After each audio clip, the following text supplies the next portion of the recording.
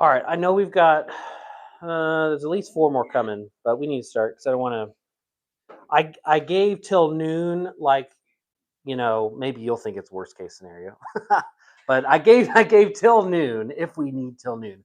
I don't think we're gonna need till noon, unless just every single one of you wants to volunteer or be voluntold to come on up here. Okay, so some of this will be a little bit of things that we've learned and then giving a couple of you opportunity. If no one volunteers, I will voluntold someone, but a couple of you volunteering to come on up and to say, like, we're just taking oh Lord, my rock and my redeemer, we all know that song, and so just taking that song and watching a couple of you, so looking at things that we're going to talk about, posture and uh, facial expression, all those kind of different things, and giving feedback. Okay, just as kind of a final thing. But does everybody have notes? Everybody's got a copy of notes? Okay, I made 20. Hopefully that was enough. Let me pray, then we're going to start. Okay, we're just going to jump right in. Heavenly Father, thank you for this morning. I thank you for everyone that's here and is taking time out of their Saturday, which is no small thing. And I'm thankful that we're here to learn. Help us, Lord. I am no expert in any way, but hopefully things that I've learned from others, I can help pass on to everyone in this room. And these are things that, as we talk through them, we think through them, we consider, maybe even things that help us reconsider, things that we thought might have been true, and maybe there's actually some different things.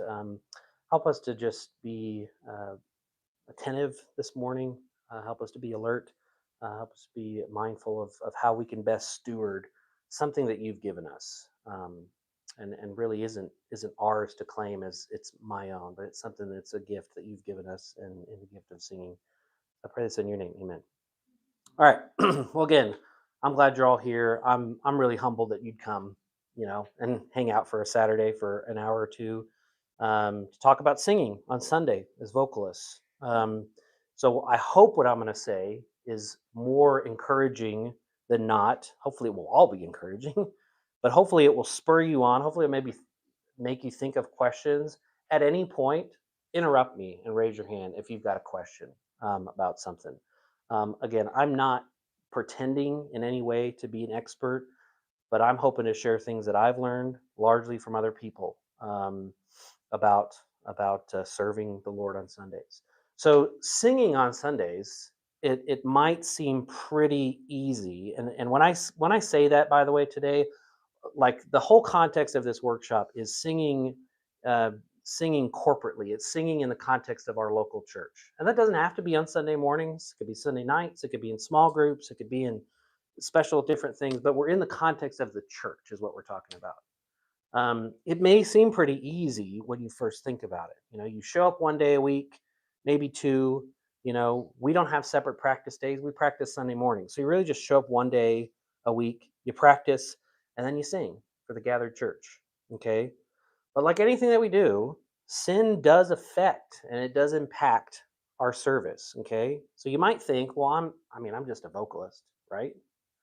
But it's really important what we do. We're actually stewarding something. We're stewarding a gift. We're learning how to use that gift, something that God's given us to the best of our ability.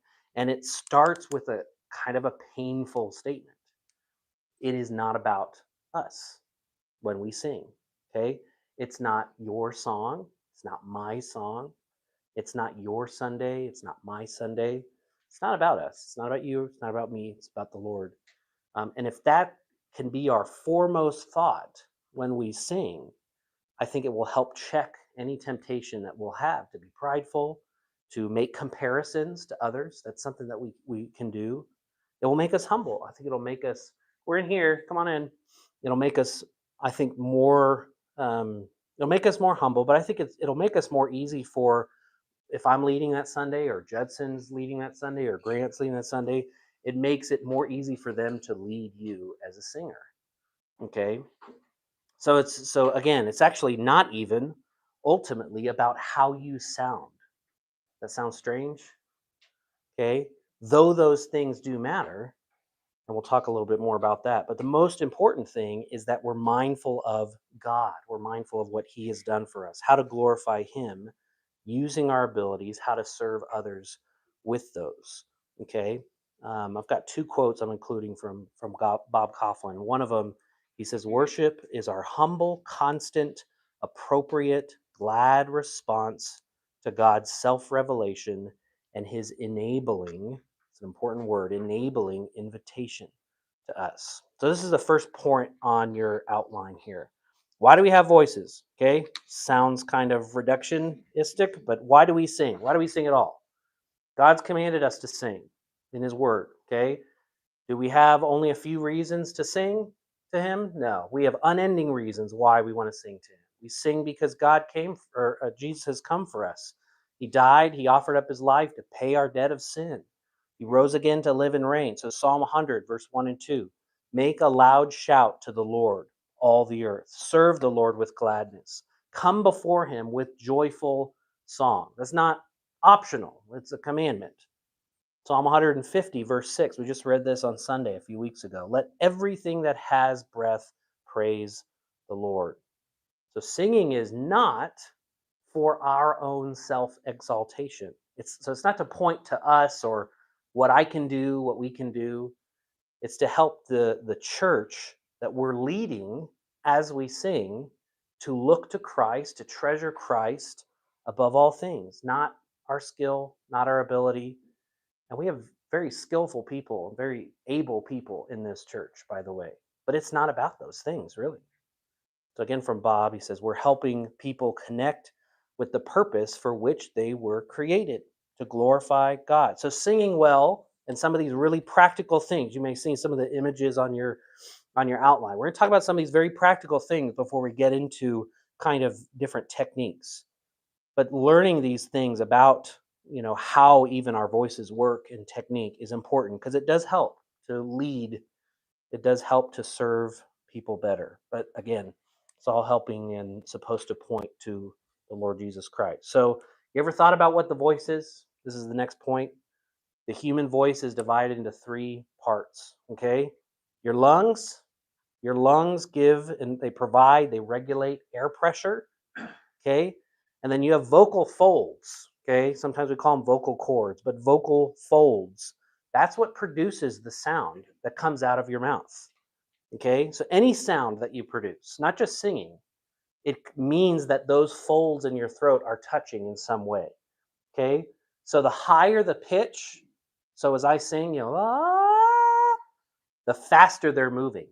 Okay, then you have the articulators. Okay, that's what changes sound, and this is where, like, everyone's vocal folds move unless they've been damaged in some way or by disease or something. But the articulators is how we develop voices that can sing. We can sing in tune, things like that. That's what changes what the sound production is that comes out. So you have the tongue. The tongue is important. These are all things that are important in singing. The tongue, it stops moving. It has to sit behind your bottom teeth when you sing. Okay, your lips. So in West Texas, um, we like to smile when we talk and we have wide mouths and stuff like this. That's not helpful when we sing. So when we sing, it's not, "Oh Lord, my rock." Like, we don't want to sing like that. You want to think tall. You want to think tall. Okay, think vertical, not horizontal. Okay, tall doesn't mean classical, by the way. It doesn't mean when I sing tall like, "Ah," tall, just, "Oh Lord." You want to think an oval, a vertical oval. Okay. Soft palate. So the roof of your mouth and the back of your mouth is the soft palate. It has to be raised, okay, when we sing. All right. And we're going to talk about a little bit about soft and hard palate. And we're going to talk about how when that sound resonates in your mouth, okay, we're going to do something that's you might find it annoying at first. We're going to do a couple things so you can almost kind of feel it a little bit better. Okay. Now, how do we use our voices? Okay, there are three main pillars. This is where we're going to get a little interactive, and I need some participation. Okay, there are three main pillars for good, healthy singing. Okay, number one is posture.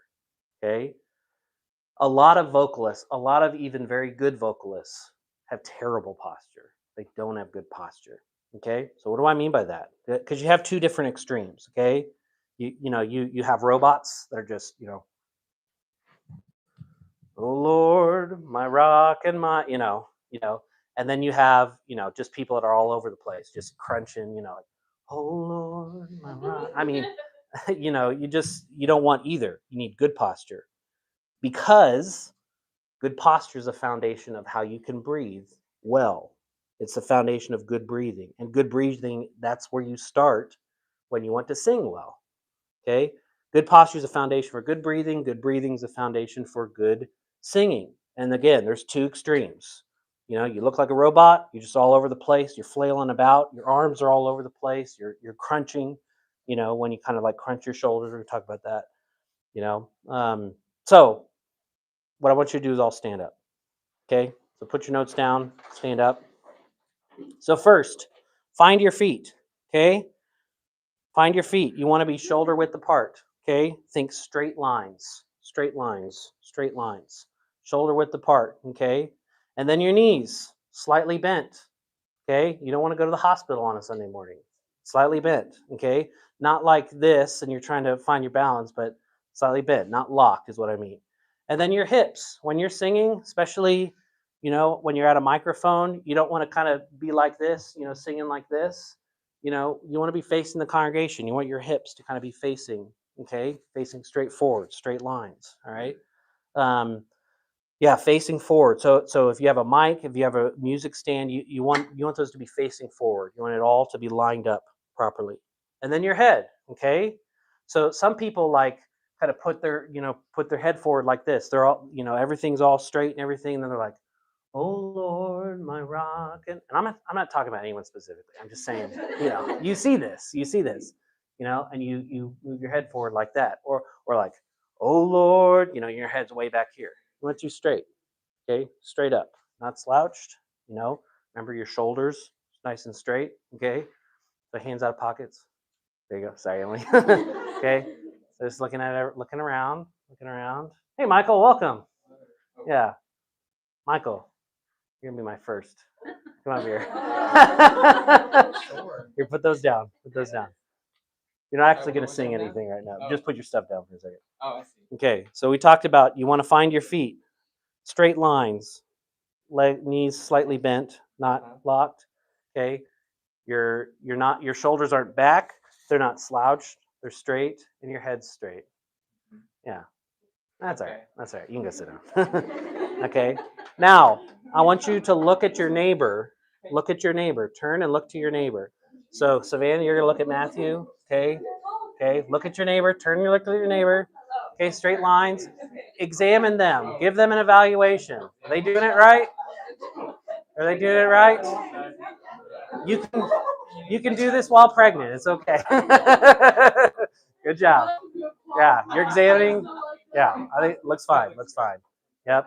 You don't, just watch. Okay. All right. Stay standing. Stay standing. Okay. So, they may think they have good posture. That's why I wanted you to look at each other. Okay. But they might not. Okay. Breathing is the second one. This is why I have you still standing. 9900% of us probably sing while we stand. Sometimes we don't. Okay. The Village Chapel in Kentucky or in Tennessee, that sometimes we use some of their arrangements. On Sunday mornings, they all sit in chairs. They're like those high bar stools. That's not common. We stand when we sing. Okay. So we want to practice breathing while we're standing. Okay. So breathing for singing, it is not like, or I should say, it's unlike any other kind of breathing that you do. Okay? So the way you just breathe without even thinking about it, that's not how we breathe when we sing. So start with that in your mind. Okay? You want to breathe from the deepest part of your lungs. Okay? A lot of you have heard of your diaphragm. You all know what a diaphragm is? Where is it located? Okay? Think like right behind your belly button. So if you were to put your middle finger on your belly button, right? Lower? I think it's higher. Right? It could be. Okay. It's right there. Behind my belly button. That's where my hernia is. I can feel my hernia. Okay. Anyway, The point is that it's actually it is higher because that would be my intestine. It's involuntary. Okay, so you can decide to move your hand, you can decide to move your foot. Try deciding to move your diaphragm. You can't. You can't. It's an involuntary muscle. Okay, you can affect it by moving your lungs because it sits right beneath your lungs. I think that was in your it's in your it's in your notes. It's right below your lungs. Okay, it's that muscle right below your lungs. But it's involuntary. It sits right below it. Okay, so put your hands there. Okay, this is the interactive part. Okay, I want you to take deep breaths, and what I want you to do, okay, we don't tend to like to stick our belly out.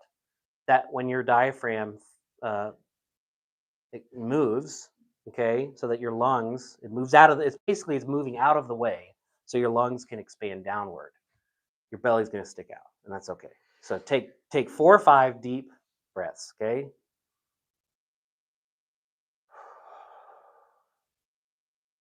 Why are you looking at me? Because we're married. Remember straight lines. Think straight lines. Try to breathe with just your belly. It's the only thing moving.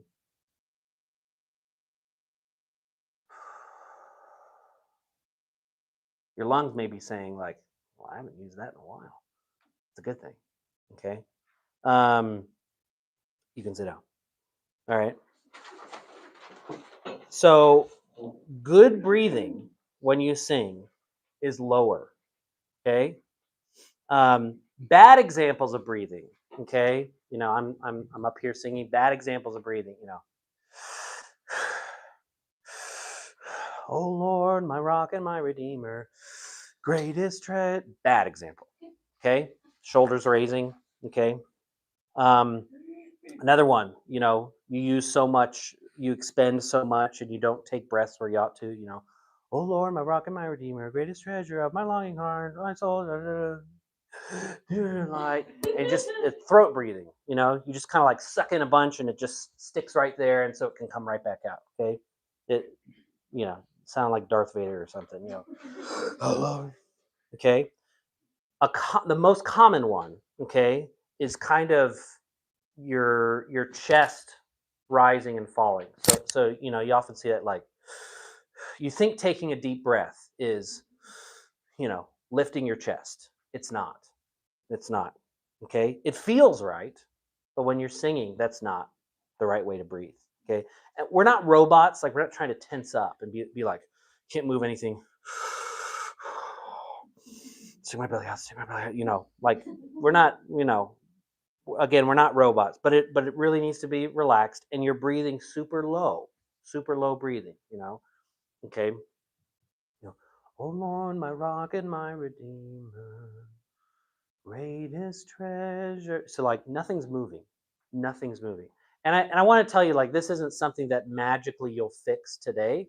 Okay, um, uh, Bob Kaufman's daughter Mackenzie, and then Lacey. They sing on a lot of the Sovereign Grace videos, but they did the workshop that I took a couple of things from them from, and they were saying like it took till their 4th year in school for their vocal teacher to be like, "Oh yeah, you're breathing right now.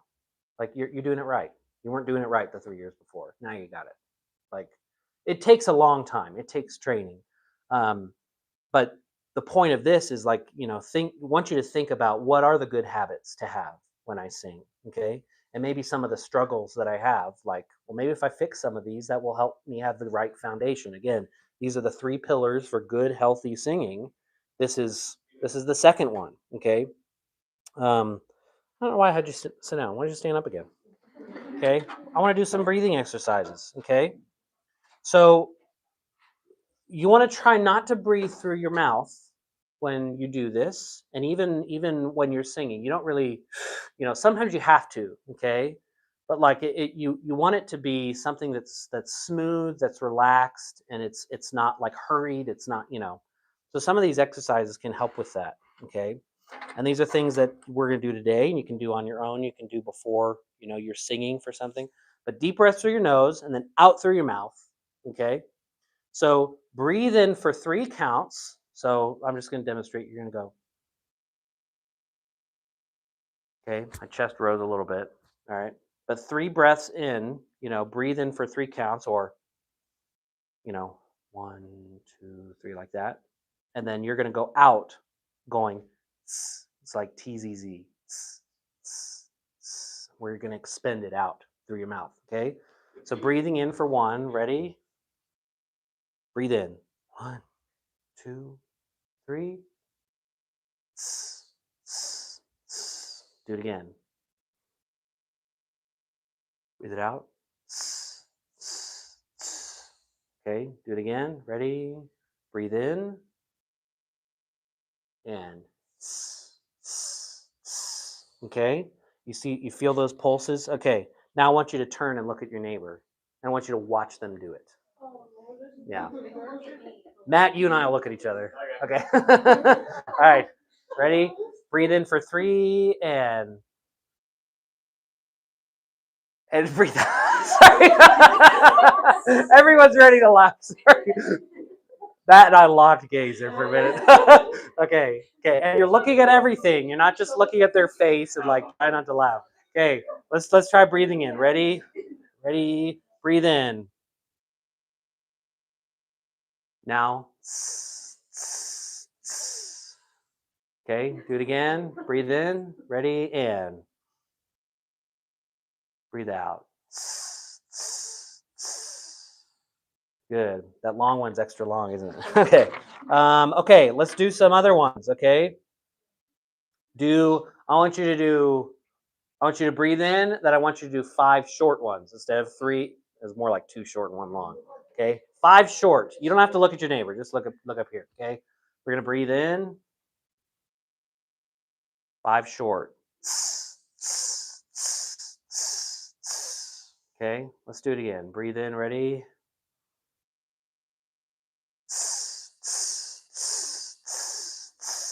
Good. Now I want you to do long, short, long. Okay?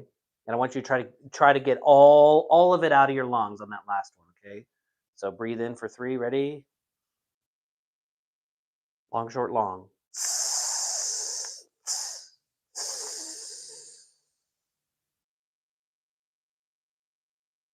Good. Okay, do it again. Breathe in. Long. Short. Long.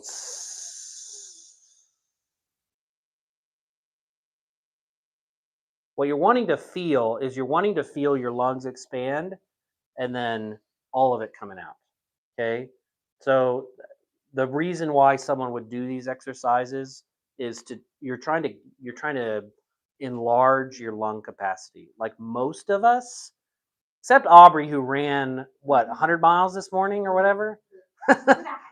Like most of us are not using even 90% of all of our lung capacity. Okay, and we want to try to use as much as we can. I mean, that's going to help us project. That's going to help us have enough power behind what we're trying to say. Okay, so let's sit back down. Okay, so 3 main pillars for good, healthy singing: posture, breathing, and the third one is placement. Placement. Okay, so probably heard about your head voice. Okay, so everyone has a chest voice and everyone has a head voice. Every single one, even someone who's like, I don't sing, you still have both. Okay, most people have both, I should say. It's not common to not have both. For men, that head voice, sometimes we call it falsetto. Okay, and when you hear Grant Collier sing really high and he's all vibrato, you're just there's a head voice right there. But there's a fine line where your voice will break in a good way and you'll move from your chest voice to your head voice. There's like a fancy Italian word for it. You remember? Oh, okay. Passaggio. What's that? No, falsetto is what we mostly call just a male head voice. Yeah. The vibrato is just vibrato. That doesn't make it. An opera singer, it's not like, oh, he has a falsetto. No, everyone has a falsetto because it's where you're moving from your chest to your head voice. But there's a line where you move, um, which as a song leader, like, I want to be mindful of the songs that we sing so that, like, not all our songs are all in the head voice, that wouldn't be great. We want to have a good mix where we're just reaching, for that every now and then. But most people sing in their chest voice. You know, you start low. Before the throne of God above, I have a strong and perfect plea. And then you go high to your head voice. My name is written on his hands. Da da da da da da da da. Like you're going in your head voice. Okay. They're both, so don't think head voice is like, that's the thing that I wish I had, but I don't have. They're both really good tools for your voice, okay? And you use them interchangeably. The key and the thing that we want to think about a little today is um, it's a good singer can go from the chest to the head or vice versa without a whole lot of disruption, a whole lot of change in dynamic, and things. So there's something called your mix, okay? That's right in between. So like if you were taking vocal lessons, they'd give you the siren exercise, whoa, and it's, that was a terrible example, but but you're doing sirens. It's to bring your breath up through the top and give you more power to your head voice. Okay. Um, and so it takes time, it takes practice to achieve, uh, less of a noticeable difference between both. Okay. So, like a bad example, okay, would be kind of, you're singing, oh Lord, my rock and my redeemer, greatest treasure of my longing soul. I need the music, I can't remember. But anyway, you get to, actually, here, I got an idea. How about do it a little higher so I can kind of show you where the break is, My God, like you, there is no other. Just rocking it out in that comfortable spot. True delight is found in you alone. And then your grace, how well too deep to fathom. There's like that difference. Like I'm getting into my head voice, Your love exceeds the heavens reach. Because it's scary going into my head voice. Okay. That's not what you want. Okay. And you don't want to think like, oh well, that's not me. I don't sing that. Okay. um you can probably do a lot more than you think that you can. Okay. Clearly we all have ranges and those differ.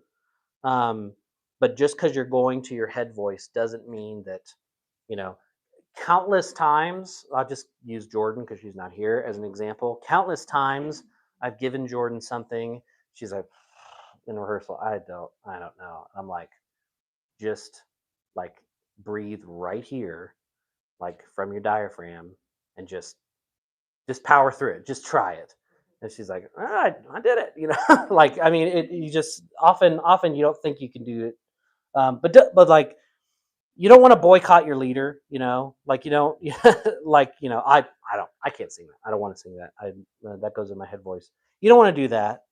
But if you think about it, for most ladies, like your voice is gonna break, and I mean going from head voice or chest voice to head voice, your voice is gonna break somewhere around G for you. G. Okay, because men are an octave lower. You can be right around that G. For guys, it's somewhere around B flat. That's right about what I'm getting in my head voice. Okay, so for most ladies, it's around G. For most guys, it's around B flat. So when we're selecting songs, I've got to be mindful of that, because like if all our songs are like, oh Lord, we praise you for all that you've done, and we're all just always up here in the whole song, like that doesn't help anybody. I mean, it's just, yeah. um Okay, so like I don't have music for it, but like you know, whatever my God ordains is right. Da, da, da, da, da, da, da, da, da. Then you have that da, da, da, da. So this is right in that mix area for men. Da, da, da, da, da, da, da, da, da, da, da. What you don't want is da, da, da, da, da. You know, you want to power through it. A lot of that's going to be breathing. You know, da da da da da da da da da da. And I raise my shoulders there when I breathe, so I didn't give you a good example of that. But you want to, yeah. So even if you think about ranges, like where we sit, like the comfort area for both men and guys is probably between A and A. It's it's probably it's right in that range, one octave. And like before the throne of God above, like that goes from, if you were to use A, it'd be from A all the way to D. It's a huge range. Okay. Any Chris Tomlin song is the worst range ever. Shane and Shane, who even sings that high? Like, but like there's ranges, and sometimes we'll change keys, we'll move it down, we'll move it up, depending, so that it's in a nice, it fits somewhere. Okay. Um, One of the other things too is like you need to be, when you think about placement, you need to be super forward. So not where you're actually physically moving your head, but your voice, the sound you're producing needs to be forward. So sometimes you'll hear someone say, "I need you to sing forward." What on earth does that mean? Okay, your sound should feel like it's coming from the front of your face and not like back here. It needs to, not your throat. Okay, so I want you to do something. Okay, you can. Well, I'll have you stand. I don't want you to sing while you sit. So let's stand. Okay. Um, take your notes. Look at the back page. You need, if you can't remember the words. Oh Lord, my rock. Okay. I want you to sing forward, almost so that you're singing whiny. So to kind of make you think about singing in that way, I want you to what's what I want you to read. Okay, I want you to read, "O Lord, my rock and my redeemer, greatest treasure of my longing soul, my God, like you there is no other. True delight is found in you alone." Just read it. I want you to read it like you're an annoying kid. Okay? So not like, "O Lord, my rock and my redeemer." I want you, "O Lord, my rock and my redeemer, greatest treasure of my longing," not scrunching your nose, but I want you to all do it with me. Okay? Be really annoying. Okay? Ready? "O Lord, my rock and my redeemer, greatest treasure of my more annoying. My God, like you there is no other. True delight is found in you alone." Now I want you to sing those words the same way. Okay? It's going to feel weird at first. I want you, okay? All right. Ready? "O Lord, my rock and my redeemer." More annoying. "Greatest treasure of my longing soul." Remember to breathe properly. "My God, like you there is no other. True delight is found in you alone." Now be really annoying here. "Your grace, oh well too deep to fathom. Your love exceeds the heavens reach. Your truth, a fount of perfect wisdom, my highest good and my unending need." Okay, so the reality is that you all actually sounded really nice. You all sounded really good. Okay, So here's the thing. Here's the thing. You want your voice to be forward, okay? And like even thinking about your sound tech, it's really helpful for your sound tech because when you went to your head voice, okay, thankfully what I didn't hear was, everyone like, da da da da da da da, Thy grace, just like kind of unsure and like your sound tech is gonna, everyone sit down. Austin, can you come up here? I want to give you another bad example. Another bad example? Not Austin. I'll be the bad example. Okay. So just plunk the chords, for "Oh Lord, my Rock and my Redeemer." Okay. But yeah, like you're sounding real powerful in your chest, and then you jump to your head voice, and like sound guys like, what the heck? Where did you go? Like so being forward, it gives you enough power to like to still push through when you get to your head voice. Okay, go ahead. I'm gonna give you a bad example. Oh Lord, my rock and my redeemer, greatest treasure of my longing soul. My God, like you there is. Oh, sorry, my rock. Yeah, sound guy is mad at me right now. That's the point. True delight is found in you alone. You know, your grace so well to I'm trying to exaggerate, but that's it, Austin. Thank you. Yeah, sorry, I was a terrible singer for your accompaniment, but like you want your sound to be forward, and so even thinking about like talking and like people that are very forward in their voice when they talk, that's kind of what you're thinking when you're singing. Does anyone have questions? You're allowed to interrupt at any point. Just stick your hand up. I'm like, what the heck is happening right now? Okay. All right. If you do, just raise your hand. But like, think of your face. Think of like the mask of your face. Okay. So as you look at someone else, you see their face. Okay.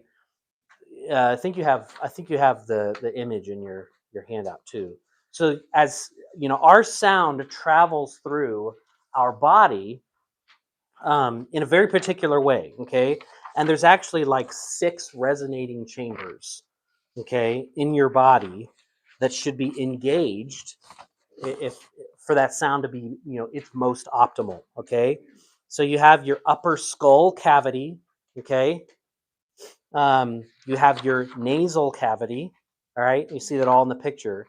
You have your mouth, you have your oral cavity, you have your pharynx, which is your voice box.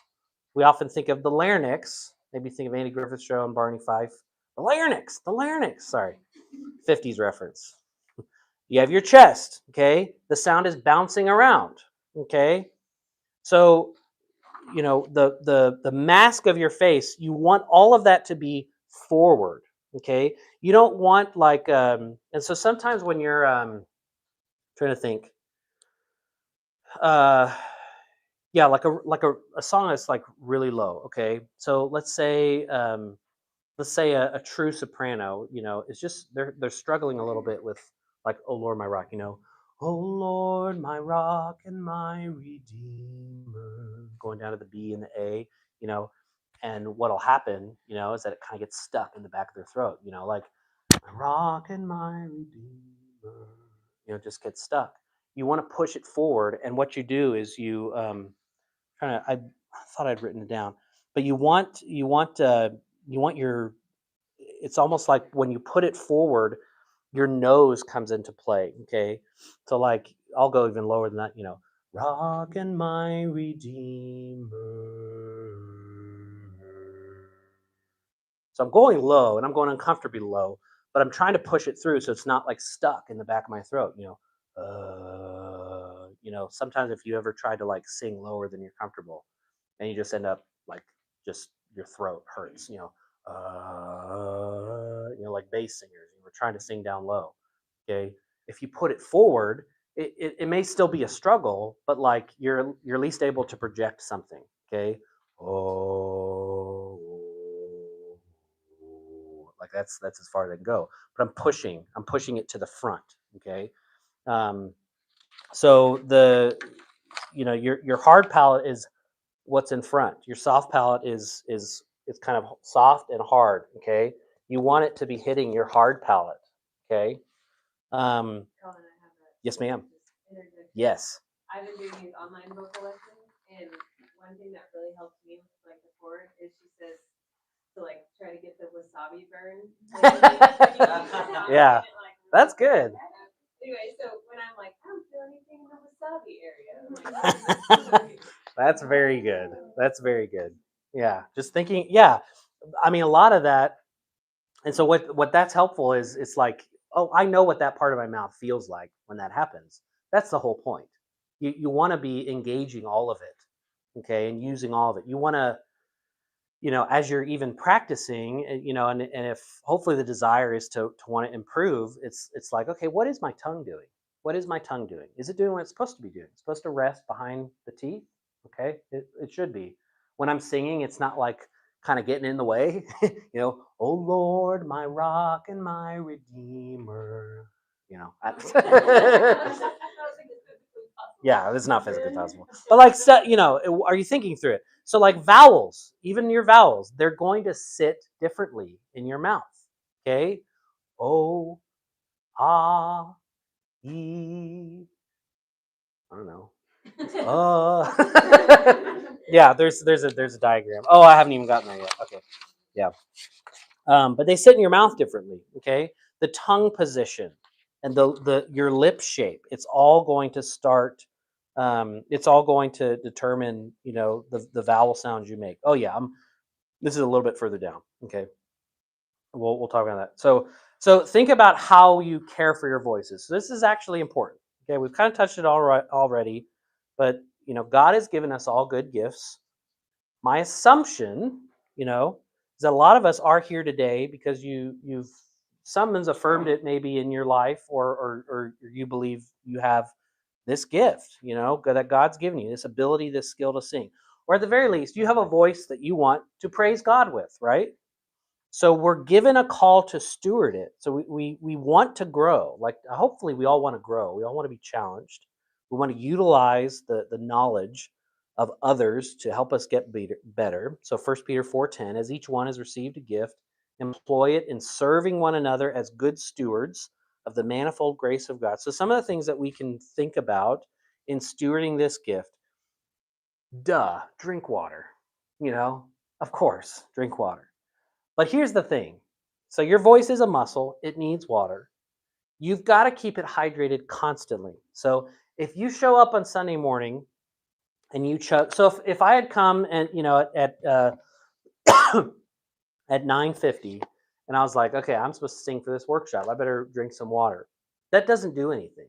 It actually does nothing. If you show up for a practice on a Sunday or something and you chug a gallon of water, it's really just going to make your mouth wet. Okay. And it may tamper, if you have a sore throat. Well, if you have a sore throat, maybe singing that Sunday is not the best idea anyway. But that's all it does. It can take at least an hour for hydration to happen in your throat, where for lack of a better term, it sinks in. Okay, it truly hydrates the vocal cords, everything. Okay. Now, yeah. So drinking right before you sing, it does nothing. What about coffee? Okay. Emily made some coffee for us this morning. I'm the worst person to ask about that because I drink coffee all the time. I do avoid it on Sundays, sometimes on Saturdays too. It's not like a killer, okay? And even like Mackenzie and Lacey, when they were teaching their workshop, they were like, we show up to church with our coffees, our thermoses. Bob would take him across. Bob would take him after rehearsal to coffee. Yeah. So what I will say is that it dehydrates your voice, your vocal cords. Okay. It dehydrates things. So it's like it doesn't help. It doesn't help. It does affect it. If you're doing a lot of singing, so if we're gonna have like the Christmas Eve service, I may avoid coffee for like more than just a day or two before. I want to stay well hydrated. On Sunday morning, that mug I have up there, that's not coffee, it's tea. I'm just drinking throat coat tea because it helps. Okay. Colin, Yeah. I would say you could just do your own experiment. Like Yeah. sing without coffee one day. Absolutely. sing with coffee day. Absolutely. Yeah, and I'm not going to suggest any kind of like required amount of ounces, or anything like that. But you need to drink water. It's a muscle. It needs to be hydrated. You got to drink water. Okay, your whole body needs water. So, warm ups. If you're going to sing, so let's just take, a lot of people in this class today sing on Sundays. So you don't go to rehearsal on Sunday and that's your warm up. Okay, if you've ever done that before, Stephanie and I are giggling. I've done that before. If you've ever done it before, don't do that. Okay, your voice is a muscle. We just talked about how it needs to be hydrated. It's a muscle. So like you don't. Does anyone go to a gym in here? Okay, all right. You don't go up. You don't like. Okay. Well, I don't. So if I went to your gym and I was like, okay, Stephanie, Aubrey, I want you to put 400 pounds on the deadlift, and I'm gonna give it a go. Like, it's not gonna end well. Cold turkey bench press or whatever. You don't do that. If you are just launching in without any kind of warm up, you can hurt your voice, just like I would probably hurt every muscle in my body trying to do that. You can hurt your voice. Okay, you want to start simple. Okay, you want to work your way to harder things. Something that I do occasionally, not all the time. Like Juliet rides with me and Seth and Craig sometimes in the car because they come and help me set up. And not necessarily exercises, but singing with the songs. You're just kind of reminding myself, oh yeah, there's that harmony part. Need to, but just kind of doing warm ups. The night before, sometimes I'll do some of those. But you want to work on that movement. Excuse me. You want to work on skips, phrases. So stand up. Let's do a couple of these. Okay, so remember, good posture, starting with your feet all the way to your head. So start with that. You can put your notes down, everything. Good posture. Your voice, you want forward placement. Okay, you want deep breathing from your diaphragm. Okay, so what we're going to do is we're going to do, let's just take this with me. Let's go on ooze. Okay, go on ooh on ooze. Okay, we're going to go nice and slow. Okay, starting on ooh, ready? Ooh,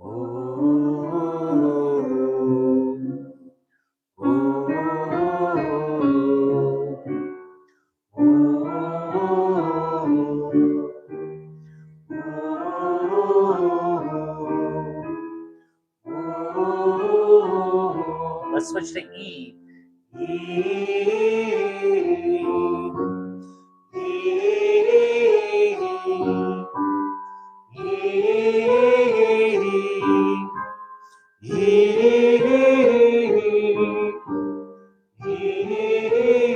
Ooh, I did a minor key. I don't know why I did that.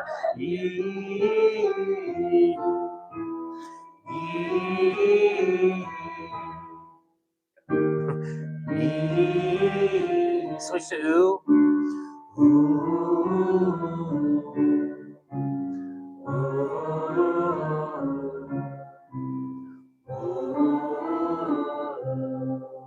Were you thinking about anything you were thinking about as you were singing that maybe you wouldn't have done before today? Anybody? Tall vowels, thinking tall. Anyone else? Okay, you were trying to be forward in your placement. Good. Anybody? Yeah, Matt had some good breaths. Good. I want to do a couple more. So you want to work on more movement, more skips, maybe longer phrases. Okay. So this is just okay. We're going all the way up to the 5 and coming back down.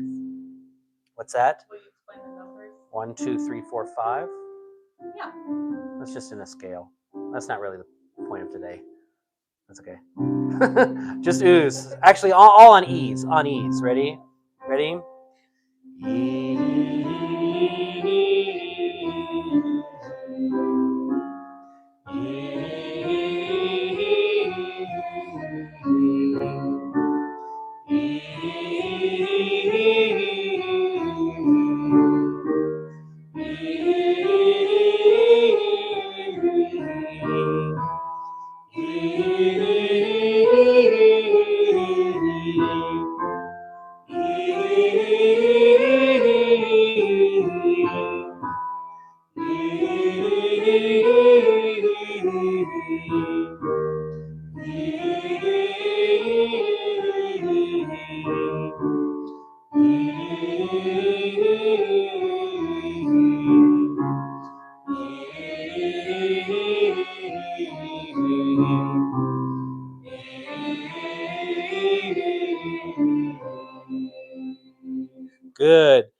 I mean, you can do other ones, you know, like ooh, or actually more like ah, ah, ah, you know, different ones. You can sit down.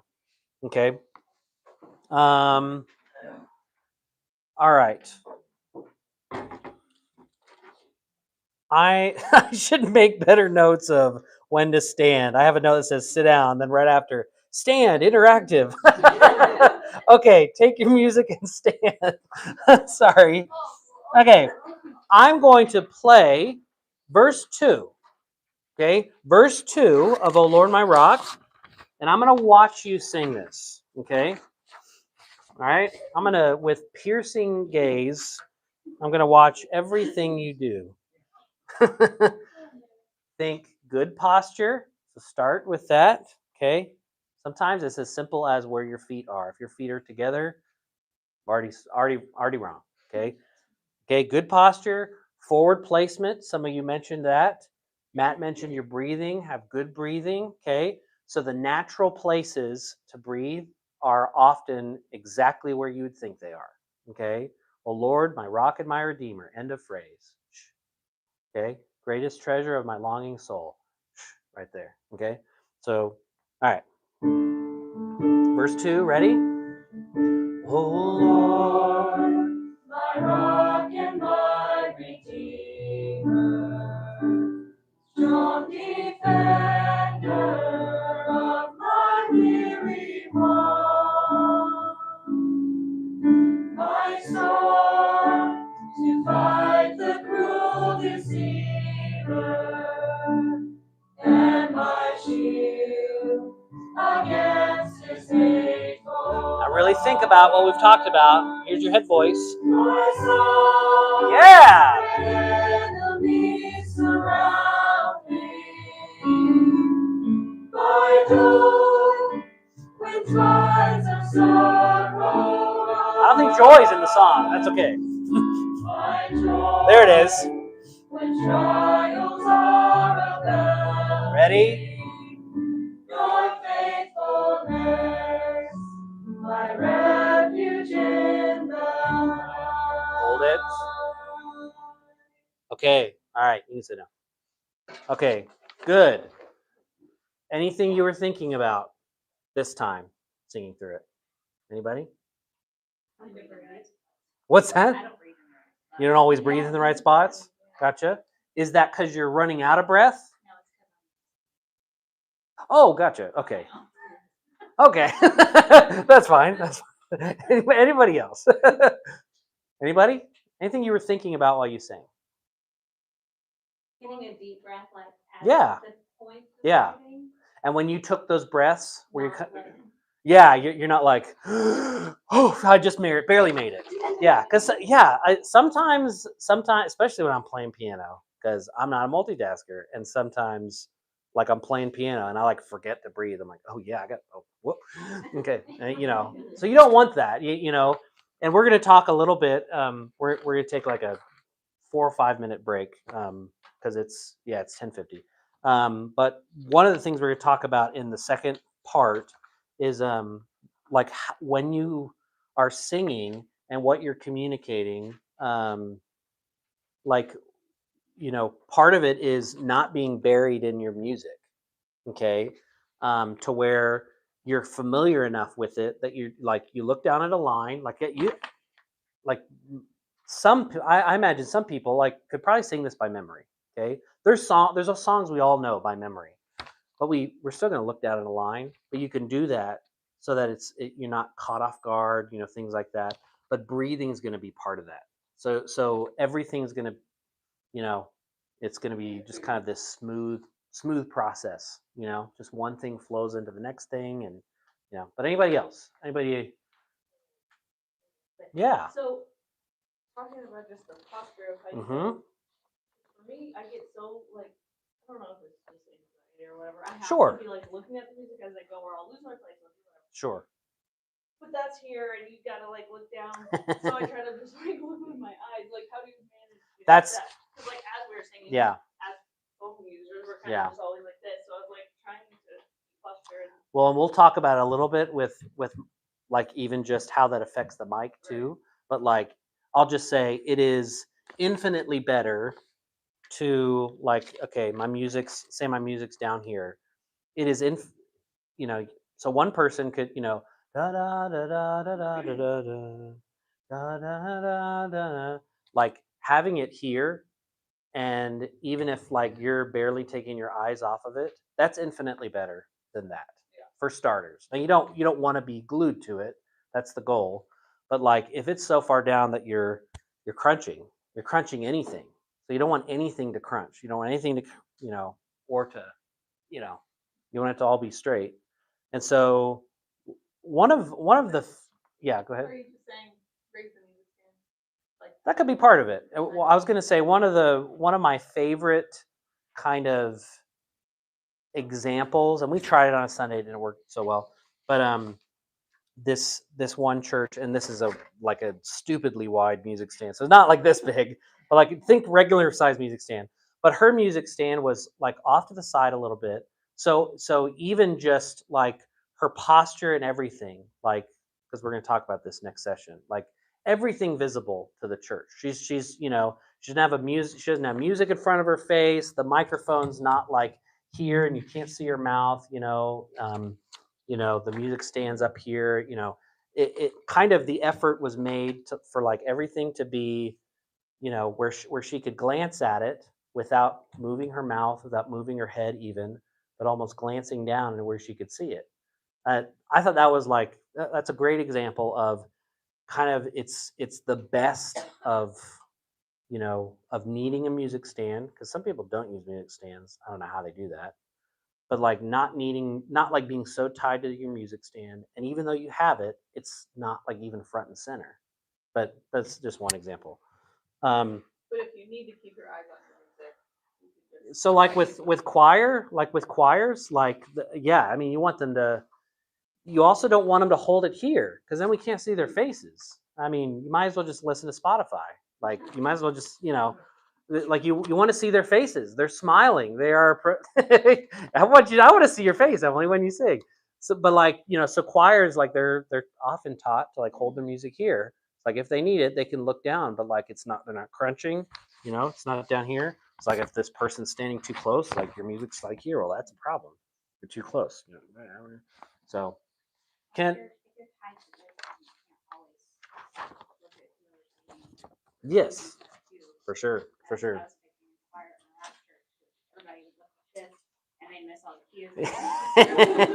Exactly, exactly. All right, it's 11. Anybody?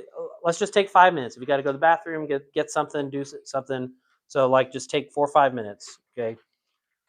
Stretch your legs. Anything. Okay, I want to move on to the next section. Okay, I want to try to get through this because I want to be out of here by noon with you guys. So how do we effectively communicate with our voices? Okay, because that is actually what we're doing. It's not just how we sound. Okay, in fact, the sound we make is actually not even the most important thing. But we should think about the lyrics we're singing. Okay, so study the lyrics ahead of time. I would even say memorize as much as you can. I'm not asking you to memorize every single song flawlessly. But the point is you can't be glued to your music. Okay, look at a line, look up. Okay, and sometimes like Emily, I know you like charts or just lyrics. You don't want the music. You're like, you don't want the music. Yeah, you're like, I just give me the words. That for some people that's easiest. Okay, but don't be glued to it. Look at a line, look up.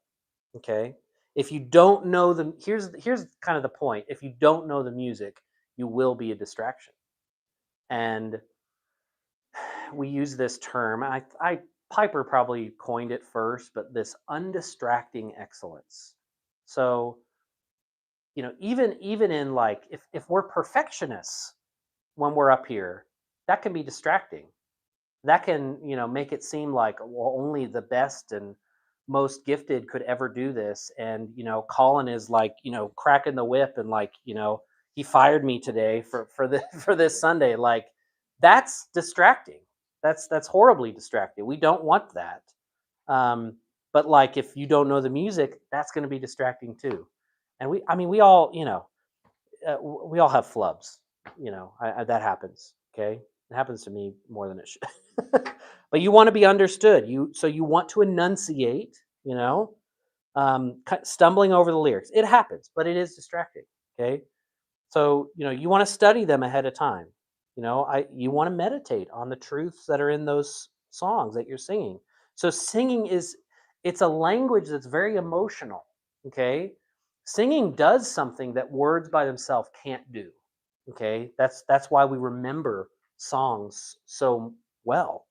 Okay, it instructs our hearts, it instructs our minds, it reminds us why we're singing in the first place. We're expressing gratitude to God.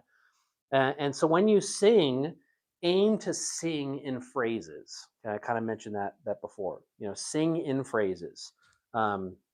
"O Lord, my rock and my redeemer." Even that by itself is its own phrase. The line continues, "Greatest treasure of my longing soul." And then in prose, that thought kind of restarts a little bit. "My God, like you, there is no other." Continuing thought, but different phrase. "True delight is found in you alone." So you want to think of those as 4 phrases when you're singing. Okay. And because Nathan Stiff, you know Nathan probably, yeah, because he's a good songwriter, it's easy to sing this and breathe in comfortable places. Okay. Sometimes that's not the case. All right. And sometimes, you consider the genre, certain genres can require different kind of techniques when you sing them as far as lyrics are concerned and kind of where the phrasing is. Indelible Grace can get a little tricky at times. And so, we've sung a lot of those songs during like communion, um, but think about the melodies that we're singing as well. Okay. You actually have to know the melody, surprise. Even if you're a harmony singer, you actually do have to know the melody. Um, Practice it. Know what notes you're singing. Okay. So we don't want to come to rehearsal. So Kelsey, you brought that up. So if I ever do that, where I'm like, here's a song we're going to sing, and you're like, what in the world? There's 5 different versions of this. Which one is it, Colin? Which one is it, Grant, or whoever's leading that Sunday? Make sure you ask that question. Okay. Hopefully that's the one I put on, because we use a Spotify playlist. Hopefully that's the one I put in there. And that's the right assumption. Yeah, that's the right assumption. But if you're confused, yeah, ask me for sure. Because because that's on me. I want to make sure which one are we doing? And so if you're coming to rehearsal knowing kind of what we're going to do that morning already, it's not like, I wonder what songs we're going to sing today. Bad. It serves the leader. It also serves the congregation. Okay. Ranges, ranges are God-given. They can be extended. Okay. Your range can be extended both on the low end and on the high end. Okay. Particularly when we're thinking about chest voice and head voice. We all have a comfortable song. And sometimes there's even songs that, like we start singing it on Sunday and you're like, oh yeah, this is right in that sweet spot. I would say there is a fountain filled with blood, right in the sweet spot, because it doesn't like overextend its stay going above B flat. Da da da da da da da. It's just a little motif that goes up and comes right back down, and then it repeats it da da da da da da da da da, and then we're back down the rest of the song. It's like just enough, and so, but like every song's not going to be that way, okay? But we can extend those ranges, right? So at the end of phrases, like you want to know, does it go up? Does it go down? What's really funny is like, come behold the wondrous mystery. I think at the very end of that song, some people sing, oh man, see, I can't remember it. But like sometimes people like will use different words because Boswell recorded it with one way and he went up and used a different word. And Matt Papa, who wrote the song with him, goes down and uses a different word. It's like, which one's right? And they would be like, we're both right, But dynamics, think through what kind of dynamics fit the portion of the song that you're singing. Okay. Vocal ad libs. we really don't have any vocal ad-libbers in our church. At least it doesn't happen very often. But if those come naturally, you know, a few questions to consider before you even kind of venture into that world is that ad lib a natural response to that lyric? Is it building on? Is it repeating on a thought? Okay, does it add? Does it distract? Is it pointing to the Lord, or is it pointing to like this really cool thing I can do? I would just say sparingly. Are you Okay. talking about like a riff or Yeah. like words? Yeah, a riff, a riff. Yeah. No, the melody is the melody. We all want to sing the melody. We want the church to sing the melody. Like the church isn't going to follow you on your riff. That's kind of what I mean. I love riffs some of the time. I can't do them. Maybe that's why I love them. But you want to be very sparingly. Yes, ma'am. What's a riff? So like oh Lord, my rock and my redeemer. Just kind of like I trailed off a little bit, or like before the throne of God above, my name is written on his hands, da da da da da da da. It's a little bit different, just yeah, and it can get wild at times too. Yeah, you gonna say something, Austin? Maybe think of like ornamentation. Yeah, if you're a musician, ornamentation, classical musician, ornamentation. Do you know what mordants are on the violin? Kind of, yeah. A mordant, or a, I don't know. Like, so it's, like kind of, like,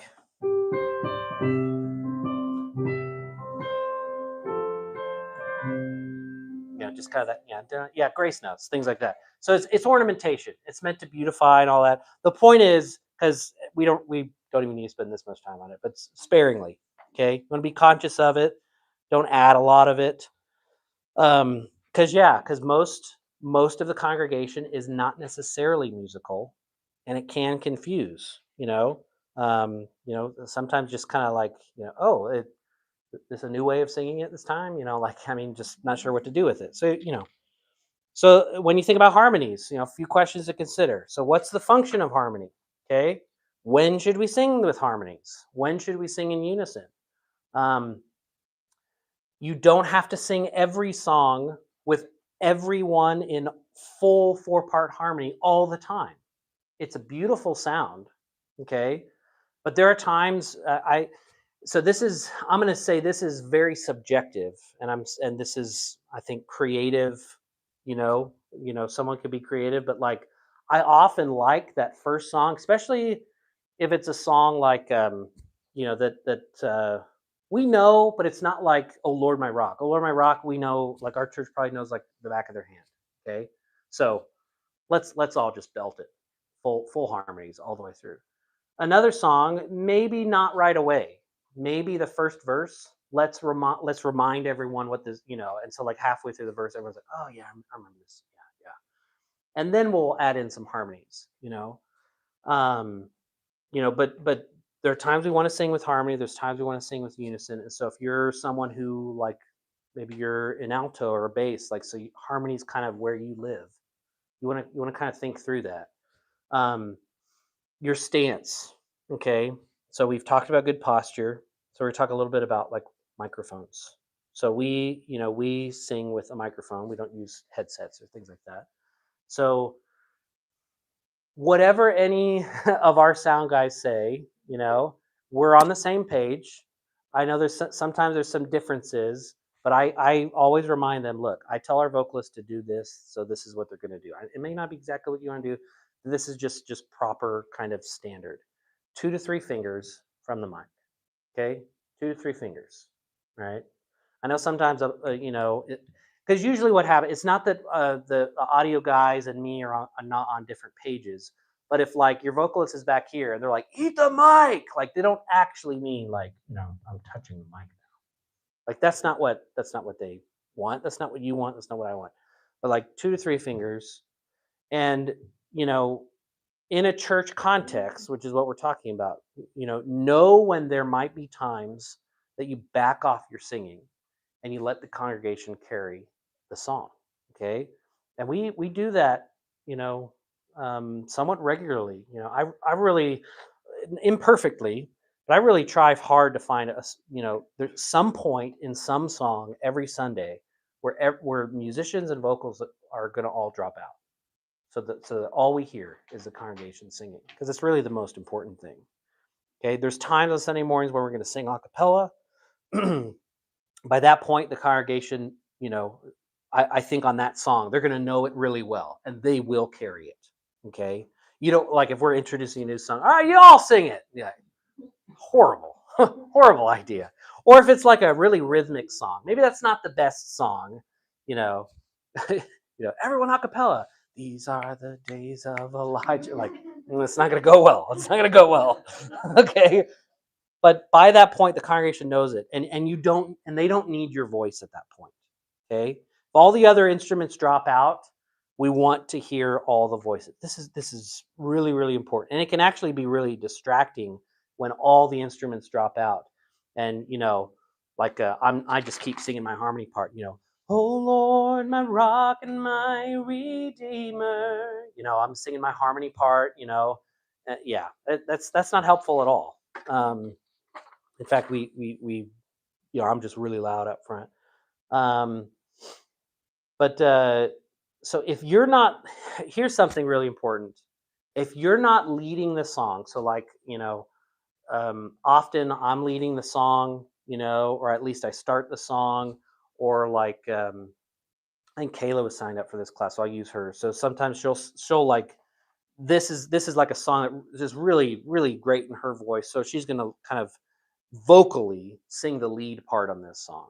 Okay, just because she or I or anyone is leading that song, if there are other vocalists, still sing, always still sing. And unless we're in some setting where it's like this kind of solo thing, and it's Christmas Eve and everyone's seated down, it's kind of this solo thing, and we're trying to do something very specific. By and large, if you're not leading the song, still sing. Okay, and it may be that you're a foot behind the mic so that you're not actually getting picked up by the mic, but you're if you're in the congregation and someone starts a song, it's not like, oh, this is their verse. As the church, we're going to wait till verse 2 before we jump in. No, everyone's singing from the start. Okay, you're going to jump in at the beginning. If you're on the platform, and I've kind of mentioned this at times, you're not actually separate from the congregation. Okay, you just happen to be facing them instead of facing the screen or the wall or whatever. Okay, we're all still worshiping God. And so when you do the whole like not singing thing on Sunday morning, and we don't know people's hearts, but what that, so if Emily, you're leading this verse, and Kelsey's over here, and Haley and Matt are over here, okay, and we're all just kind of, just like, even if like, look at it, you even like, it's not good. It makes it seem like, oh, that's her verse, and it comes across, even if everyone would say no, it's not a performance, it comes across that way. We all still want to sing, even if for a creative musical, like,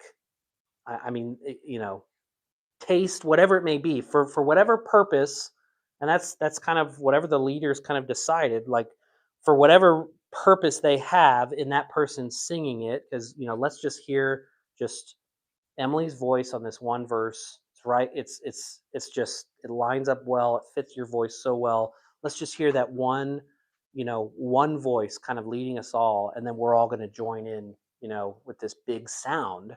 Doesn't mean we don't sing. Okay. I don't have to be on the mic to sing, to serve. I often tell Landon, tell Mike, tell Mr. Poff, if whoever's on bass, like I tell them, like, I don't even give you mics. You ought to, whenever you can, still sing while you're playing.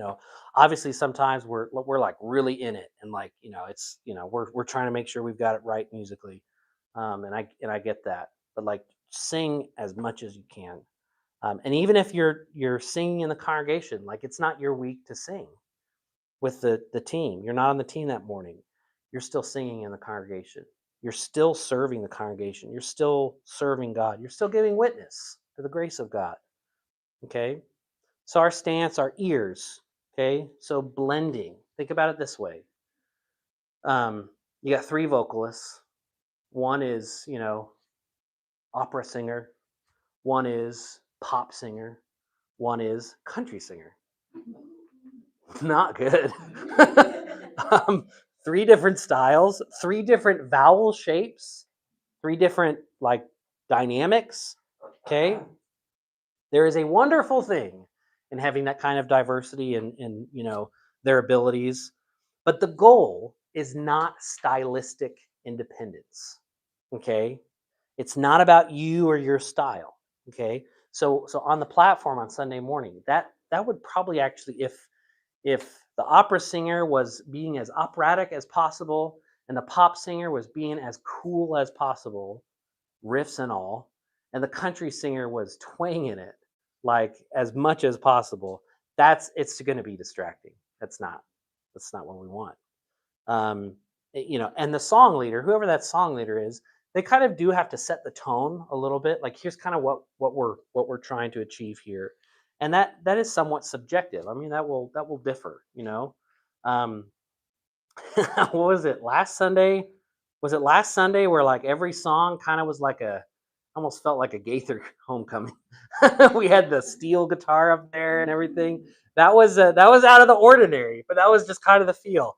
I will fully admit it wasn't completely intentional. I was in the limited songs that I knew would fit the steel. Like, those were the songs that I felt best. And I think they all worked well. But even during rehearsal, I was like, man, this is we're in F on every song, and it's just all the songs were that way, and that's fine. It doesn't mean every Sunday is going to sound like that. But yeah, if Mr. Opera Singer comes up, so Michael, were some of those songs, because your singing is pretty straight, it's pretty proper. When you were singing "Come Unto Jesus," was it hard at all, or were you kind of able to fit it in? Like, I thought it went well.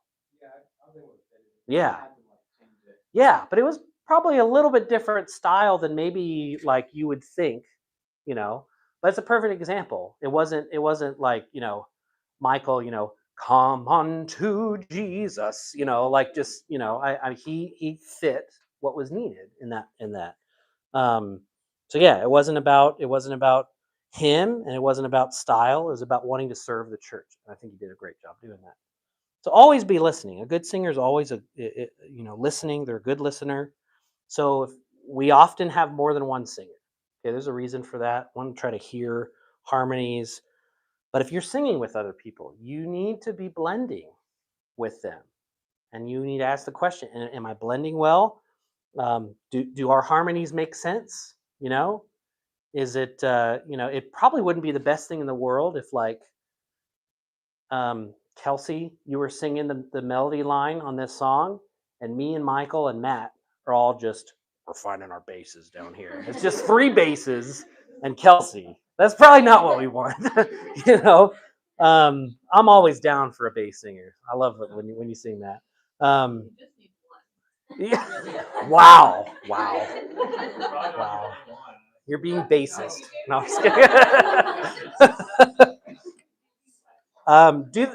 Do the harmonies make sense? Here's something that I never thought of until, and I forgot about it until getting ready. I hadn't thought of, and then I went to Mackenzie and Lacey's workshop, and I forgot about it, and then here we are, and now I'm thinking about it again, and so we're going to do it tomorrow.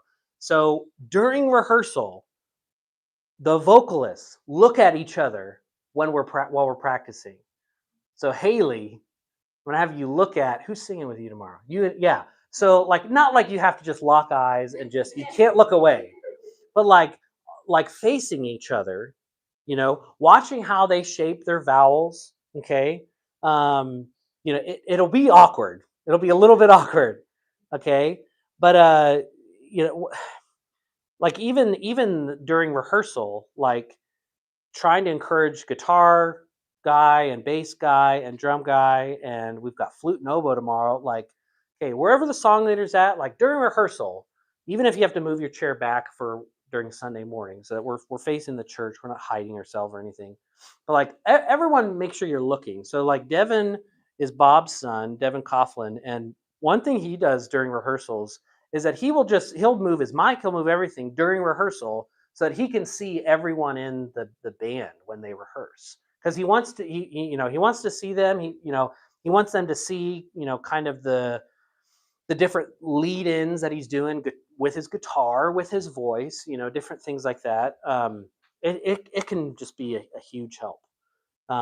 You just you don't want. I think if we had a situation where it's kind of like this person over here is I just have this Taylor Swift voice, and I just want everyone to hear this Taylor Swift voice, and these two other people are just normal. I'd probably tell them, like, I mean, that's so cool that you can sing like that, but the other two don't, and it's a little bit distracting, and we need to listen to how we sing together, and we need to sing together, and we need to blend together, for the live stream. Not an endorsement of Taylor Swift. Yeah, during rehearsal, face the song leader, leading the song. The goal is to support the group, so you need to be able to hear everything. So we use in-ears. We also use wedges at sometimes. You need one of the two. You don't want nothing. You need to be able to hear anything. And if you're ever singing on a Sunday morning, often I kind of advise people you can pan your sound so that if the piano player's over here, well, your sound is mostly coming from this side and not from this side. Then you kind of put your voice right in the middle. But you don't want just your voice or just your voice and piano guy. You want to hear everyone. You want to hear what everyone's doing. Okay. It takes effort to do that. And we've talked about it. We don't need to spend a whole lot of time with this, but with in-ears, like, generally not wise to only have one in, and sometimes you just have to hear the church. That's why we have an ambient mic, so you can hear the congregation through your in-ears. But anyway, I want you to think a little bit about eyes. Okay, so your eyes communicate as well. So you can't just check out and not like I'm not pretending to read someone's heart, but like your eyes can't be closed the whole time you're singing. Okay, it requires, so to communicate, it requires attentiveness. It requires thoughtfulness. And it's different from just standing in the congregation where all of you are looking forward. You're not really looking at each other. Sometimes you are, and I would encourage you sometimes to do that, to remind yourself, like, oh yeah, it's not just me and myself here worshiping the Lord. We're all doing this together. So, like, because sometimes, sometimes it's like, yeah, I came to church and I'm just singing, I'm closing my eyes, it's just me and God. No, you're with 200 or whatever other people too. You kind of have to think of that a little bit more intensely when you're on the platform as well. When you're singing and leading, you're it's a little bit different. So where should you look? So closing your eyes should really be the exception when you're singing up front. It's not that you can't, okay, but it should be the exception. So no matter how expressive your eyes are, or like maybe you have like a lot of eyeliner and it's like, oh, it almost looks like their eyes are open. I'm just kidding. I don't know how eyeliner works. But eventually, if your eyes are closed the whole time, it creates a barrier. Okay, it's not you and God; it's you and everyone in God. So are my eyes kind of distracting from what we're singing? Or am I just closing my eyes the whole time? So movement. You think about your arms, you think about your hands, and we all have different degrees of physical expressiveness. I think by and large, churches and like kind of like ours, I think we can grow in that. I'm not saying that we have to be flamboyant, but we also don't have to think that they're not useful, that we can't use them. Okay. Yes, ma'am. I suppose you could advise this wouldn't be for everyone in the congregation. Yeah. But if you are sitting on stage, yeah, look in the mirror and see what you look like. Yeah. That's if you've never done that before. A little bit further down. I'm sure we all have. Yeah. But if you have. That's a little bit further down in my notes, but Oh, was it? No, that's all right. I'll scratch it off. You got it. Nailed it. Nothing that we do with your hands, with your arms, should be forced. Okay. So you want to think about connecting it with what you're singing in your heart, in your mind, with your mind, with your voice. So communicating what we're singing in a way that makes sense. And so I would say, so a couple of you in this room sing on Sunday mornings, watch the live stream. It's the worst, isn't it? It's the worst, but do it. Look at what you look like. And in the mirror is the same thing. Sing in front of a mirror. Am I being distracting in what I'm doing? So the thing with the live stream is like, okay, this was on a Sunday. This is what I actually did. In a mirror, it's like, okay, well, I can change this now. But look at yourself in the live stream. So it'll help your facial expression. Okay. I'm someone who my resting face looks like I want to hurt you. Like when every muscle's relaxed, I look like I'm not happy. I may be very happy. Your face should reflect what you're singing. These are amazing words we're singing, And so when you use your arms and your hands, does your movement serve a song? This is the only thing, and I can't put it on the screen, but just like, and she's sitting down, which is okay, but I want you to look at this example. So she's singing Christus Victor. It's an acoustic version. I only brought this because I love how she uses her hands while she sings, and it's helping her sing.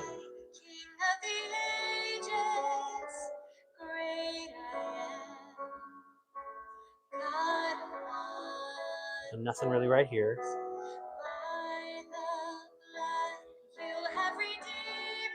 she's kind of like that. Okay.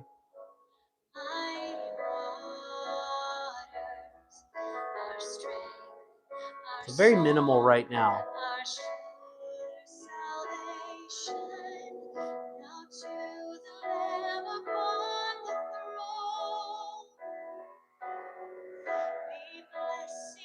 It's very simple. It's very effective in what she's communicating. But like even there, where she's reaching way up into her head voice, and she's almost using her hands, hallelujah. It's almost like a physical thing she's doing that's like representing what she's doing, like to try and sing it. And so I just thought that was a good example of something very simple. Again, not forced. It's not like, okay, I need to go watch that video and do it exactly like she does it. No. This is the last thing? Yeah, this is the last thing. Okay. Not quite. Appendix. Okay. So kind of a little side thing about microphones. Okay. So we sing with microphone stands. All right. Just that's what our church does. I think it solves the problem of where to place the microphone. Okay. Because I can only move so much because the microphone stand stays the same wherever it is. So unless someone I think is pretty trained, and I would even say for myself, I don't like holding a microphone. I really don't. The microphone is unless someone's really trained. I mean, it's just, you see people sometimes on Sunday morning reading scripture. Sometimes they have it down here in their belly button. It's like, yeah, sound guy's having a rough day. And then other people is like, yeah, turn to Psalm 150, So, we try and imitate, or we try and imitate a pop singer, hallelujah. They're doing all these different things that they're trained in knowing how to do. By and large, we're not, okay?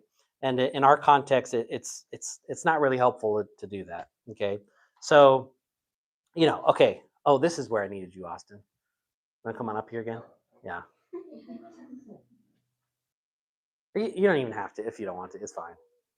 Okay. I need to do it eventually. Okay. So we'll just start Oh Lord My Rock. Okay. All right. Ready? Oh Lord, my rock and my redeemer. Da, da, da, da, da, my longing heart. My God, like you there is no other. Sound guy's like, where is he? What's going on? True delight is found in you alone. Your grace, so well. Sound guy's like, what in the world? What's happening? Bring him up. Bring him up. Your love exceeds, bring him down. Okay, that was it. I was trying to be overly dramatic there. Yeah. You're going home. You're like, Beth Ann, this is not what I thought. When he asked me to play "Oh Lord, My Rock," that's not what I thought he meant. Okay, so unless you're trained, it takes a lot of thought to sing with a handheld. Okay, training and practice, and so it really serves, I think, our vocalists best to just be on a mic stand. Okay, and it may seem like it's more constricting, but I think it actually feels more freeing. You can use both your hands. Okay, your hands don't get tired. You can move your feet some even. Okay, it doesn't feel like it's a part of you. All right. If that makes sense. So with a mic stand, so often someone's either like eating the mic, turn to Psalm, 150. We're going to read this today. You can barely understand what they're saying. It's too loud. Okay. Or you're like, turn to Psalm 150. Like it, and obviously this is a small room, but like it's too far. Let alone the sound guy, getting frustrated, but like you can't hear at all. So again, distance 2-3 fingers, generally speaking. So yeah, if you swallow the mic, or like, I've even seen vocalists, they want to kind of just get right up there and you're like, oh Lord, my rock and my redeemer. Like it sounds like I'm trapped in like a room or something. A lot of people do that. So much of your singing is your face too. So if my mic is right here, I'm singing like this, you can't see my face. You can see my voice. You can see my mouth. Okay. If it's blocking your face because people can't see your mouth, they can't see the joy that I should be having when I'm singing. Okay. Really, a little bit below your mouth and angled upward. And you don't actually have to sing right in the middle. You don't have to I've got to make sure it's angled right in the center. That's not how these mics work. They're dynamic mics. You want to almost go right over the top. Right over the top. So it's down, it's angled upward. Okay. A little below your mouth, angled, so that if you do have to look down at lyrics, okay, you're also not like, there's like up here, like bumping it like that. You want it right there. Okay. The sound travels best, over the mic. You should be able to see the mouth, so if it's obscuring your mouth, that's that disconnect that we've kind of talked about. Does anyone want to volunteer before we're done to get some feedback or be voluntold? I can try it, but I'm not. Do you want to try? Yeah. Okay, you're welcome to try. So what I'm not going to worry so much about things like intonation and things like that or memorization. So here's the music. Okay. What I want everyone to look at is I want them to look at posture. I want them to think about how you're breathing, how you're supporting your voice. Okay. All right. Yeah, there you go. Perfect. And here's your words right here. And we can just do those first two lines. How about? Okay. So 1, 2, and ready. Oh Lord, my rock and my redeemer.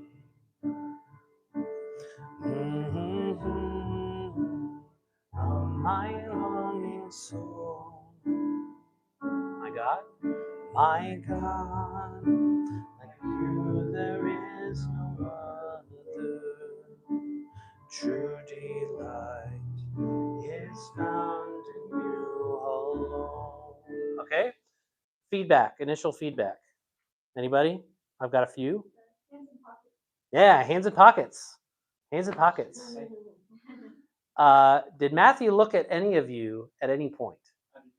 No. Yeah. Glued to, no, you're all right. You can go sit down. That's all right. Glued to the music a little bit. Okay. I thought he breathed how he was supposed to breathe. Okay. Anybody else? Yes. Yeah. Just open. Yeah. Think about kind of round sound and tall. Tall. So like opening your, just open, even like if you're singing, oh Lord, my rock, which is kind of, you were just barely opening your mouth. Just open it up more. Oh Lord, my rock and my. You almost have to exaggerate it when you practice, so it's kind of like you're more used to it. Oh Lord, my rock and my and have a clicky jaw. You can probably hear that. All right, good, good. Thank you. Anyone else? I see people shaking heads. Michael, okay, come on up, Michael. Okay. All right, do you want to go from the beginning or you want to go halfway through? Do halfway? Okay, I'm gonna go from your. All right, your grace. We'll go from there. 1, 2, and 3. Your grace, a well too deep to fathom. Your love sees the heavens. Yep, keep going all the way to the end. Your truth, a fount of perfect wisdom, my highest good and mine unending need. Good. Okay. Feedback? Yes. Good job showing me up. No. No. No. No. Any other feedback? Anyone else? Yes, ma'am. So I noticed you only looked at music just for a second. Yes. So he glanced down and he glanced right back up. Good. Anybody else? We didn't talk about this today, but I like your vibrato. Yeah. Yeah. Maybe vibrato will be part 2. A different day. We'll have Grant come teach that. Oh, that's right. Yeah. Yeah, it is. Anyone else? Anyone else? Okay, I'd say a little bit same thing with Matthew. Open your mouth, just open it more. Even though you weren't looking at your lyrics the whole time, you kind of were looking down and maybe just shy from looking at people's faces. I have that problem too. I would rather just look at my music, but it is good to look at people and you want to connect your eyes with people and anyone else. I'm gonna ask a girl to come up. All right, you're good. Thanks, Michael. Okay. Yay, thank you, Michael. Okay, anybody else? Should I pick on my wife? Come on. Come on up. All right, why don't you take verse 2? Okay. I'm just faking it. I can't remember the chorus. Okay, all right, verse 2. Mike, where do you want it?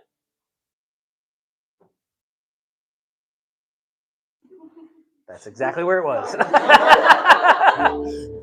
Okay, ready? And verse 2. Hang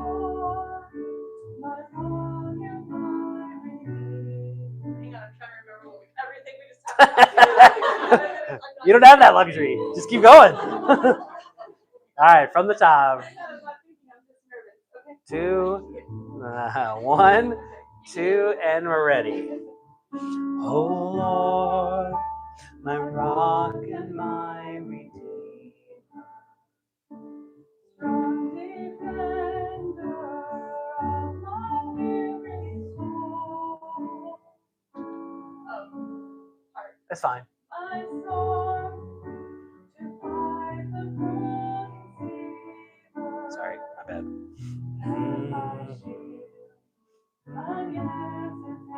Want to do the head voice? Give it a go. Good.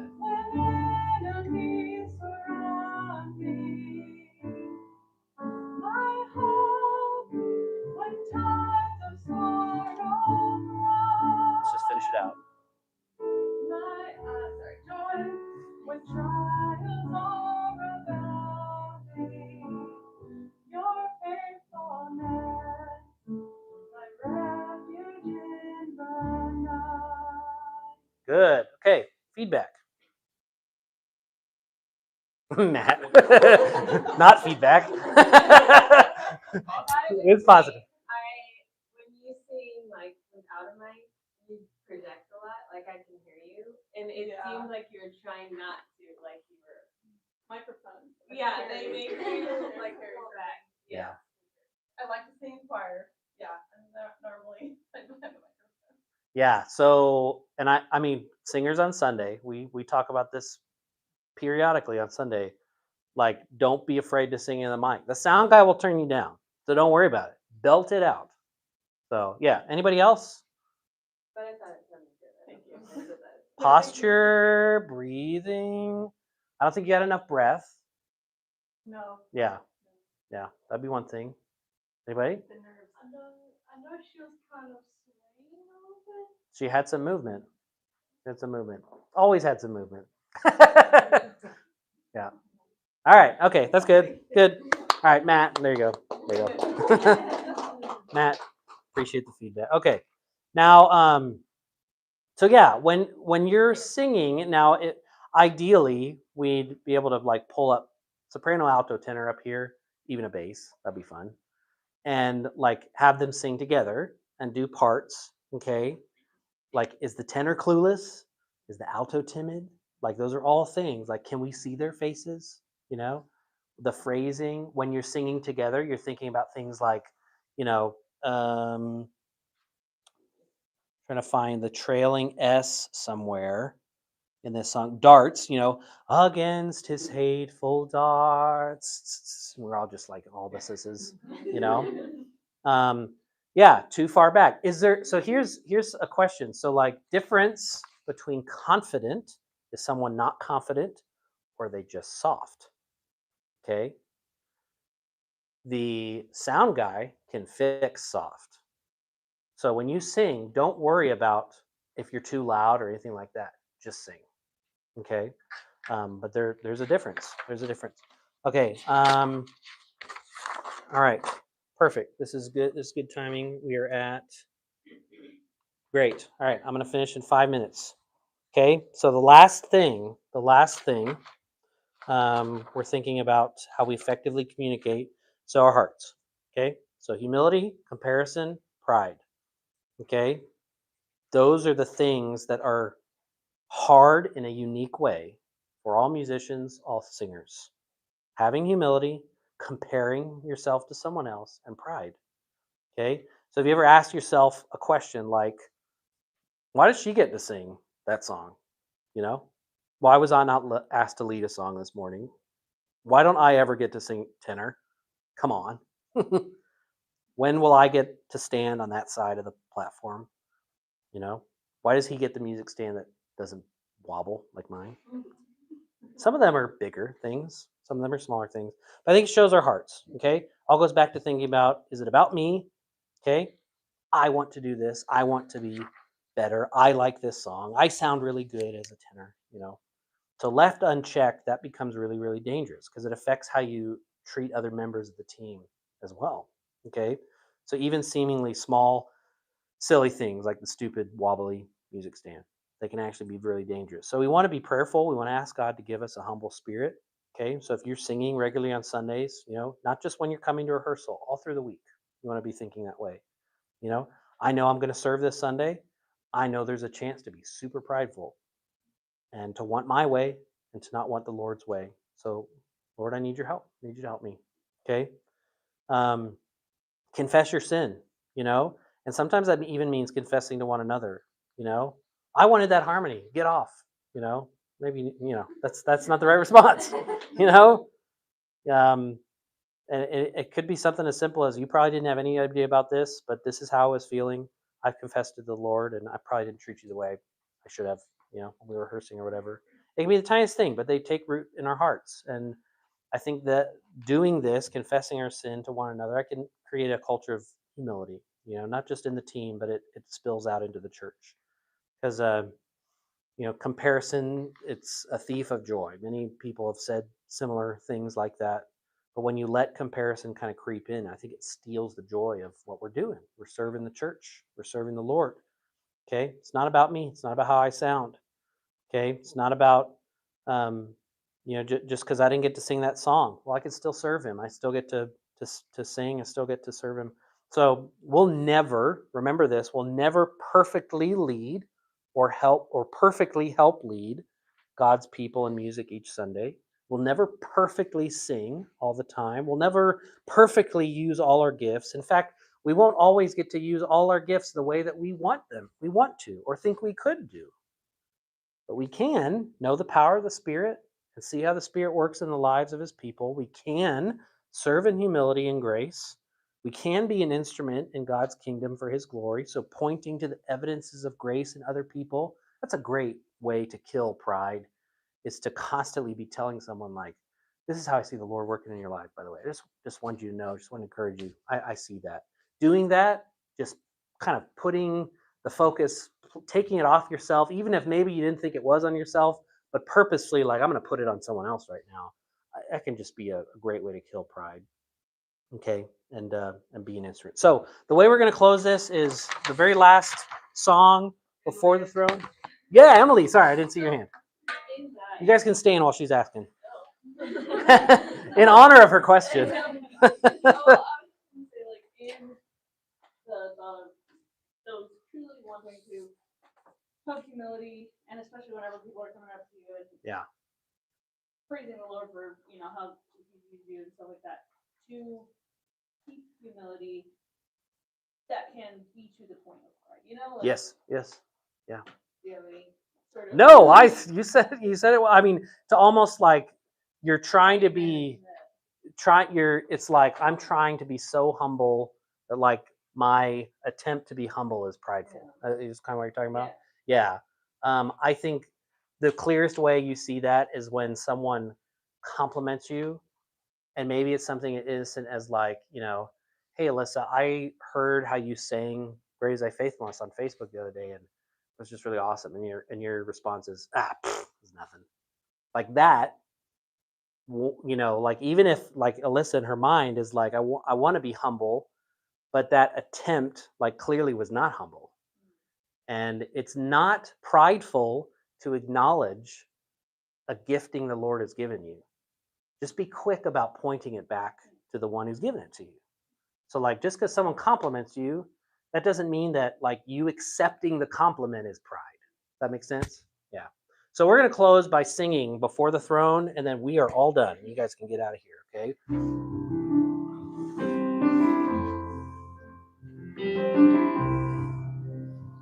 Remember all we talked about. Before the throne of God above, I have a strong and perfect plea, a great high priest whose name is love, whoever lives and pleads for me. My name is graven on his hands, my name is written on his heart. I know that while in heaven he stands, no tongue can bid me thence depart. No tongue can bid me thence depart. All right, verse 2. When Satan tempts me to despair and tells me of the guilt within, upward I look and see him there, who laid an end to all my sin. Because the sinless Savior died, my soulful soul is counted free. For God the just is satisfied to look on him and pardon me. To look on him and pardon me. Verse 3. Behold him there, the risen Lamb, my perfect, spotless righteousness, the great unchangeable I am, the King of glory and of grace. One with himself I cannot die. My soul was purchased by his blood. My life is hid with Christ on high. With Christ my Savior and my God. With Christ my Savior and my one with himself. One with himself I cannot die. My soul is purchased by his blood. My life is hid with Christ on high.